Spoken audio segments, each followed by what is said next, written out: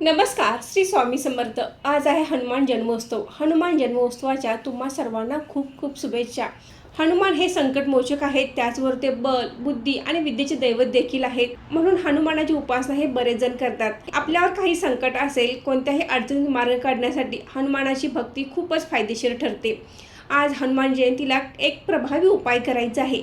या उपायाने आपल्या शिक्षणाविषयी काही समस्या असतील, नोकरीमध्ये काही अडचणी येत असतील, तर या उपायाने नक्कीच त्या अडचणी दूर होणार आहेत। हा उपाय आपण आज सायंकाळी करायचा आहे। हनुमान जयंतीला सायंकाळी आपण हा उपाय करायचा आहे। उपाय अगदी साधा सोपा आहे आणि प्रत्येकजण हा उपाय करू शकतात।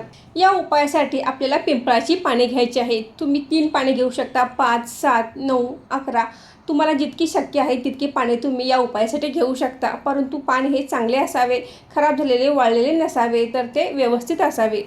तर या पानांची आपल्याला माळ बनवायची आहे आणि या पानावर आपण शेंदुराने किंवा अष्टगंध घेऊन या पानावर आपण राम हे अक्षर लिहायचं आहे। या प्रत्येक पानावर आपण राम हे अक्षर लिहायचं आहे। आपल्याला कोणतीही समस्या असू दे, शिक्षणाची समस्या असू दे, नोकरीची समस्या असू दे किंवा लग्न जमण्यासाठी तुम्ही हा उपाय करत असाल, कर्ज फिटण्यासाठी जर तुम्ही हा उपाय केला तरी देखील चालेल। आपल्या उजव्या हाताच्या अनामिकेने आपल्याला या पिंपळाच्या पानावर राम हे अक्षर लिहायचं आहे आणि ज्या वेळेला तुम्ही हे राम हे अक्षर लिहिता त्यानंतर आपण हनुमान चालीसा म्हणावी। प्रत्येक पानावर आपण राम लिहून झाल्यानंतर एक वेळा हनुमान चालीसा म्हणायची आहे किंवा तुम्हाला जितक्या वेळ म्हणणे शक्य आहे तितक्या वेळेला आपण हनुमान चालीसा म्हणायची आहे आणि या पानांची माळ आपण बनवायची आहे। हनुमानाच्या मंदिरात जात असताना आपण ही पिंपळाच्या पानांची माळ आणि त्यासोबत दिवा लावण्यासाठी आपल्याला मोहरीचे किंवा चमेलीचे तेल सोबत घ्यायचं आहे आणि हनुमानाच्या नैवेद्यासाठी बुंदीचे लाडू आपण घेऊन जायचं आहे। तेथे गेल्यानंतर ही पिंपळाच्या पानाची माळ हनुमानाला अर्पण करायची आहे।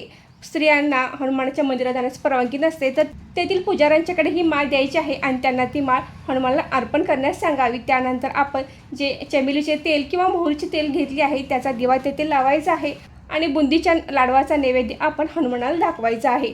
तेथे बसूनही तुम्ही हनुमान चालीसा म्हणू शकता किंवा घरी येऊन तुम्ही हनुमान चालीसा म्हटली तरी चालेल। अतिशय प्रभावी उपाय आहे। स्त्री पुरुष दोघेही हा उपाय करू शकतात। बरेच जण सरकारी नोकरीसाठी प्रयत्न करत असतात, तर आपण प्रयत्नही आपले चालू ठेवायचे आहेत। त्याचबरोबर हा हनुमान जयंतीला उपाय करायचा आहे। अगदी तुम्ही 7, 8, 9 वाजेपर्यंत देखील हा उपाय केला तरी चालेल।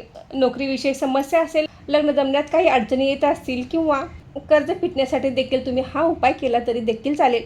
परंतु आपण हनुमान जयंतीला पिंपळाच्या पानांची माळ अर्पण केली, हनुमान चालीसा म्हटली, एवढ्यावर थांबायचं नाही, तर आपण त्यानंतर देखील आपण रोजच हनुमान चालीसाचे पठण करायचे आहे।